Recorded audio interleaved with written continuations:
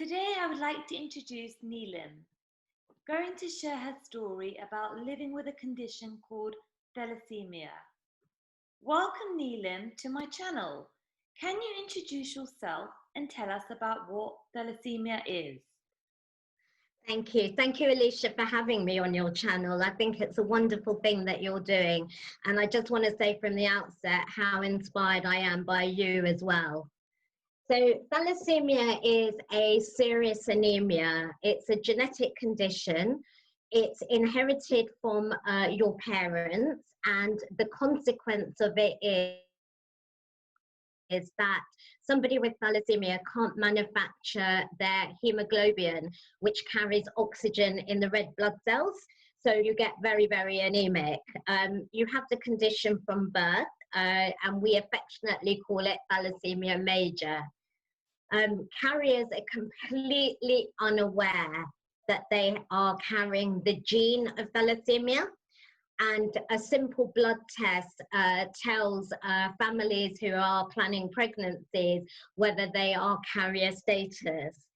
One of the interesting facts about thalassemia is that if both parents are carriers, there's a 25% chance in each pregnancy that the child will have thalassemia major. Can't even imagine. Thank you for that. What was your childhood like growing up with thalassemia, and how did it affect your family life?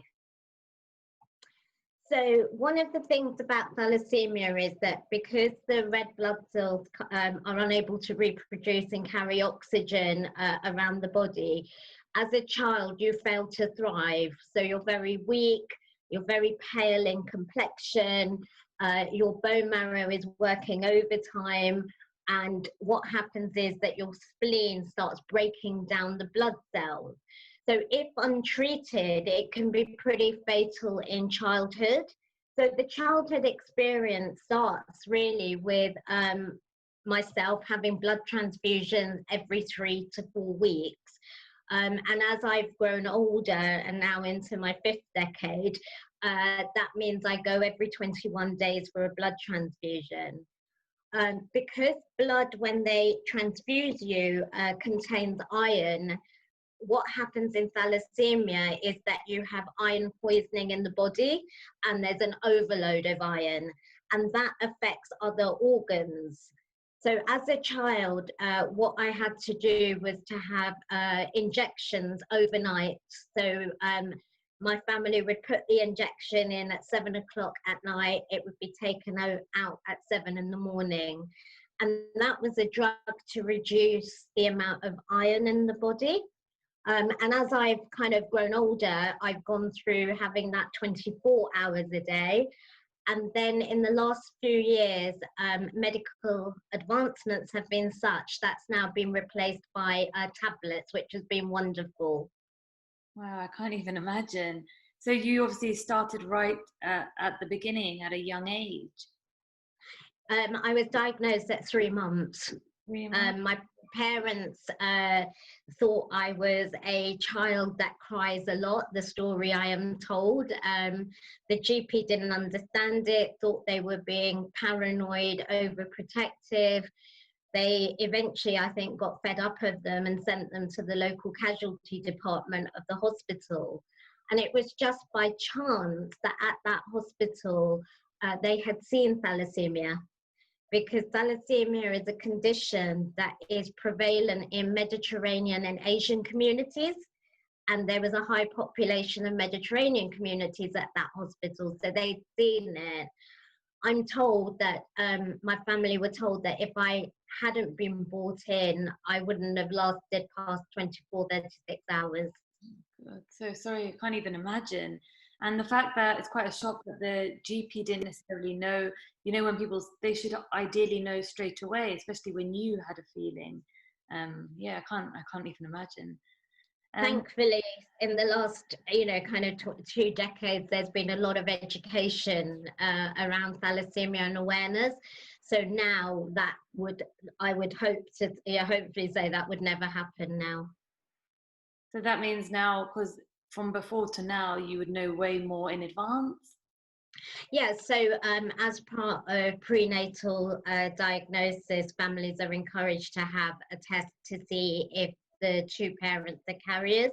Oh, So there would be hopefully advance warning. It's not always the case, but hopefully. yeah, much better to say. I agree. It's always better to say things earlier than later, for sure. That's right. Yeah. Can you explain the treatment and hospital experience you had grown up? Yeah, absolutely. So the hospital experience was very much surrounded around transfusions, lots and lots of different tests. Thalassemia affected me in other ways as well. The iron caused damage to other bits of the body. So I have partial deafness, I have problems with my eyes, and I have a lot of problems with my bones. So the hospital treatment is very much, I would say hospitals sometimes feel like your second home. You're coping with endless treatment. You've got to maintain a fighting spirit.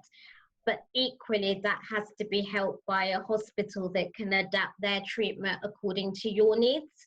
So the hospital I go to, which is Whittington Hospital in London, in North London, it's great. We have a thalassemia unit there. There's a dedicated nursing team. They're very flexible with when you go for your blood test, when you go for your transfusion. But the most important part, I think, in any kind of illness is that there has to be a two-way dialogue between your medical practitioners and yourself or your family, because you need to, as far as you can, be involved in that discussion and have some ownership over it. Absolutely. Rather than just going, and then you need someone that you have to really understand properly and you feel comfortable as well. Absolutely. And I think, you know, as a child, there's so many different things that happen in your mind where it's very hard to, you know, understand the illness. But if from an early stage with a long-term health condition, you're included in that care, I think it makes a real difference. Yeah, no, it's amazing. It's amazing for you to actually say how you really feel. And you seem very, very brave to say that. Yeah. So thank you for that. I haven't always been. I haven't always been. I know, I can imagine it's not easy, but the fact is that you keep on going. From what I see, is quite important. So I think, sorry, go ahead. Yeah. After you. Okay. So I was just going to ask, sorry, the next question I was thinking was, what was the reaction and attitude of others towards your condition? I think there's quite a lot of aspects to this. I think what I've learned over the years is the reaction and attitude to others actually comes from yourself and your family. So in a lot of cases I've known families that haven't even told their relatives that their child has had thalassemia. And I've seen the impact of that. I think very blessed that my family did not hide it from anyone. So therefore, I think, you know, all my family knew about it. Probably our local community knew about it. And I was probably seen as the sick child. What it did mean is that I was brought up by my grandparents because my parents were very young at that time. But my grandparents were very overprotective towards me. So although they would, you know, very openly talk about the health condition, equally they were very, very protective over what I could and couldn't do. So as a teenager and then going into early adult, you start resenting your illness because you perceive that to be the reason why you can't do something, rather than thinking, well, actually, maybe my family would have been overprotective anyway. So when I finally was allowed to go to university, because my school did not really encourage me, they thought I was the ill person, the ill child. I'd missed so much schooling as a child. So I wasn't encouraged to do exams. You know, my family fought for that because they really believed that education was the key, that if you got some education, you would gain confidence and you would gain a voice. So when I went to university, it was a real shock to my own system. And at first I didn't do the treatment. I just went into complete denial about it. I hid my drugs. It was, you know, kind of, now I look back, I think, my goodness, how did I do that? Because thalassemia is an invisible illness, it's a hidden illness. If somebody looked at me, they wouldn't necessarily know. It was very, very easy to do that. But what I forgot was that blood tests tell the truth. And so my doctors soon realized what was going on, because they saw, you know, my iron levels go up, you know, a real poor condition of blood tests. And at that point, I think I really kind of woke up, and mainly I woke up to the fact that actually my family had kept so much energy to try and keep me alive, that why would I then let them down in it now? So I think that was the key for me, where I realized that I owned my reaction and I owned the attitude of others towards me. Wow. Can't even imagine the fact, well, it's amazing that, like you said, that your family were there and the family that giving you the support, because not everyone, like you said, does give support and they don't really understand, but that does make a massive difference, knowing people that will be there and want to be there. But I can't even imagine the fact that at a young age, and yes, it could be quite, yes, naturally it must be very emotional, and just, or I assume you got used to it, but inside I can only imagine that it must have been, I guess, yeah, like from what I understand is that your life must have completely changed. Yes, and I think, you know, you know, there's lots of times during my teenage years where you just wanted to give up, you know, because everything was really hard. You know, kind of, at that point in your life, you don't understand, you know, decisions that are made for you. You don't understand it. And you just wanted to give up because it was too hard, and there's a lot of why this and why that. But I think as you go through your years and you go on your journey, I think things start making a lot more sense. And I think it's really important that, you know, kind of, you talk to people as well. So there were times where I needed an outlet for what I was feeling. And at university, actually, you know, they have lots of well-being services where you're able to talk about how you feel, and that really helped me, as long, you know, as well as a really brilliant doctor, really excellent medical team. No, absolutely. So what did you come to term with your conditions? We were mentioning just now, which is, it seemed that it got better, but it must have taken a long time. But I think the fact that you're saying that you managed to speak to people, speaking to people always important. Is there anything else particularly that made you realize, that made a difference? I think it was, you know, when I stopped doing my treatment, and my doctor at that time had very, very stern words. And I think that was the knee-jerk reaction that I needed. And then from then, actually, I started owning my illness. You know, it wasn't something being done to me. You know, I would write down what my test results were. I'd set goals for myself. So, you know, I knew that if I did my treatment for this much time, then, you know, 3 months down the line, that would have an improvement.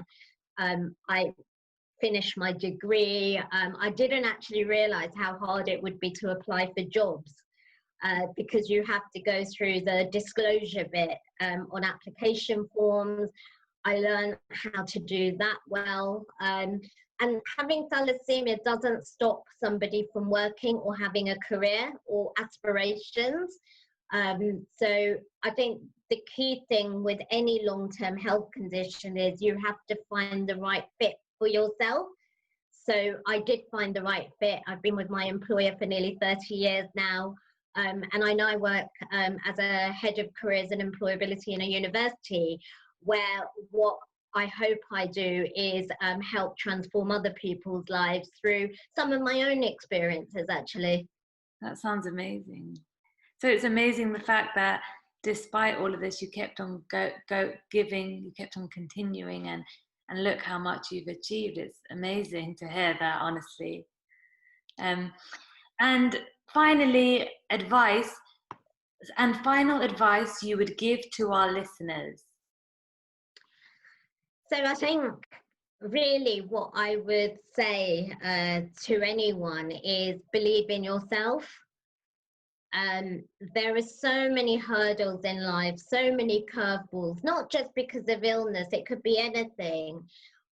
But it's really important to keep that belief in yourself. If you face challenges, break them down into manageable chunks. So it's not one big problem, but it might be a series of little problems that contribute to that big problem. Because it's easier always to find solutions to things when they're smaller. And I suppose really what I would say is be kind to yourself. You can beat yourself up about so many things, but actually it's your own limiting beliefs in your mind that sometimes can provide the barrier to moving forward. So I think just a little bit of kindness to yourself and to others can go a long way. Yeah, honestly, that does mean a lot what you said. And honestly, I just want to say thank you so much, Neelam. You are for sharing your story, and you are inspiration. And the fact that it does take, you have to be comfortable and to share your story. Whereas a lot of people, as we know, people keep it inside. But the fact that we're sharing around the world, hopefully we can help others. And the fact that you keep on going, and look, before I must have been so hard, but the fact is your journey is amazing, and the fact that you're doing is helping others. Oh, thank you so much. I just hope, I always feel that if anybody can take one thing that means something to them from my experience, then that's so much, it's so worth it. Yeah, absolutely. Thank you so much again. Really appreciate. Thank you for having me.